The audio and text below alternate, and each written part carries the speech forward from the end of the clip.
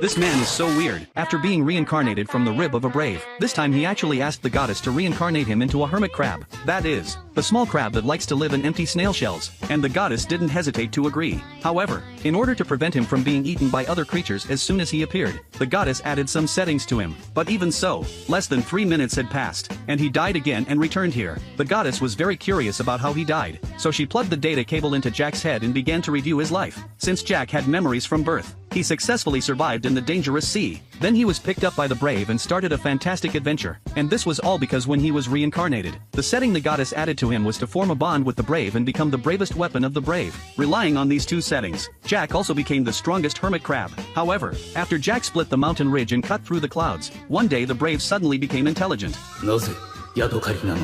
Although he noticed this, because of the goddess's setting, the brave couldn't directly discard Jack. So, he could only release Jack back into the sea while maintaining ownership. Then Jack met the trapped ocean goddess in the undersea temple. After that, Jack successfully saved the goddess and fell in love with her. However, at this time, a huge sea monster suddenly appeared. After a big fight with it, Jack was seriously injured. But he also took the opportunity to blind the monster's right eye and thus escaped to save his life. He was washed by the sea to a small island and then saved by a red salmon. The goddess was speechless. The previous story was quite reasonable. But what was this suddenly appearing red salmon? Jack told the goddess not to care about these things. Anyway, from then on, he started his practice under the guidance of the red salmon.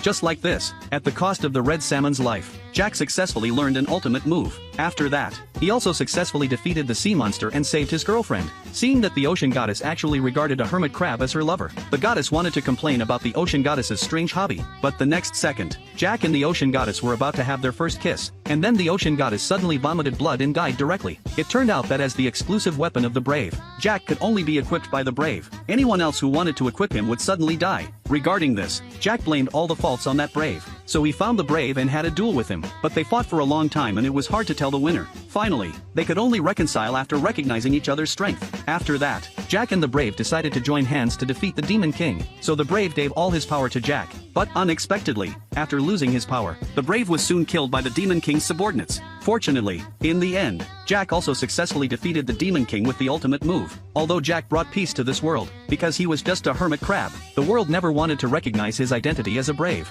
So after his lifespan came to an end, Jack's life wasn't perfect. That's why he was sent back to the divine world again. And this time Jack also brought a gift for the goddess, which was a canned salmon made from his master. And for the sake of the gift, the goddess also decided to let Jack be reincarnated again. She let Jack draw lots again, but what he drew this time was actually the right door of the Demon King's castle. That is, a door at the entrance of the Demon King